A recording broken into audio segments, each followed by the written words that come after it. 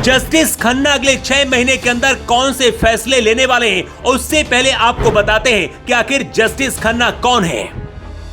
Justice Sanjeev Khanna की विरासत वकालत की रही है। उनके पिता देवराज खन्ना दिल्ली हाईकोर्ट के जज रह चुके हैं।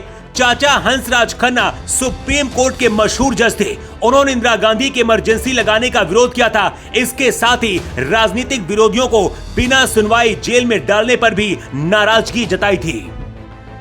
इंदिरा गांधी से टकराना जस्टिस खन्ना के चाचा को भारी पड़ा था। 1977 में वरिष्ठता के आधार पर उनका चीफ जस्टिस बनना तय माना जा रहा था, लेकिन जस्टिस एमएच वेग को सीजेआई बना दिया गया था।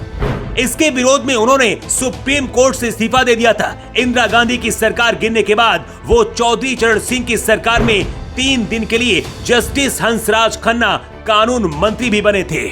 पिता और चाचा जज रह चुके हैं, इसलिए जस्टिस खन्ना को सही और गलत की परख है। लेकिन सबसे बड़ी बात यह है कि जस्टिस खन्ना और उनके परिवार से पता चलता है कि वो राष्ट्रभक्त है और देश के लिए कभी भी कंप्रोमाइज नहीं किया।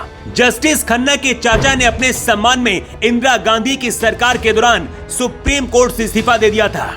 अपने पिता और चाचा की तरह जस्टिस खन्ना भी हैं। जस्टिस खन्ना से कट्टरपंथी और आतंकी सबसे ज्यादा डरते हैं।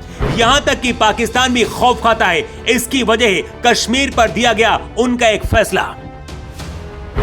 चीफ जस्टिस बनने से पहले सुप्रीम कोर्ट में अपने 6 साल के करियर में जस्टिस खन्ना 450 बेंचों का हिस्सा रहे। खुद 115 फैसले लिखे। इसी साल जुलाई में जस्टिस खन्ना और जस्टिस दीपांकर दत्त की बेंच ने दिल्ली के पूर्व सीएम अरविंद केजरीवाल को जमानत भी दी थी।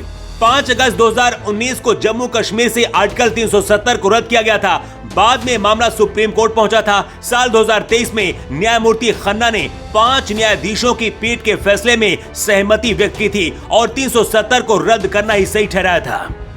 पूर्व सीजेआई चंद्रचूड़ का कार्यकाल करीब 2 साल तक रहा, जबकि नए चीफ जस्टिस बने संजीव खन्ना के पास सिर्फ 6 महीने का वक्त है। 13 मई 2025 को रिटायर होना है, लेकिन उससे पहले सीजेआई खन्ना की कलम से देश में कई बड़े फैसलों का फैसला सुप्रीम कोर्ट में होगा।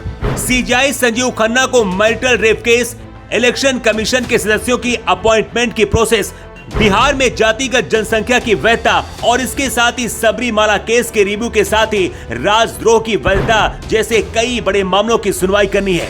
ये सभी ऐसे मामले हैं जिनमें कांग्रेस और पूरा विपक्ष अपने पक्ष में फैसला चाहता है और इन फैसलों से राजनीतिक असर भी पूरे देश में दिखेगा। यही वजह कि नए चीफ जस्टिस संजीव खन्ना को फूंक कर कदम रखना होगा।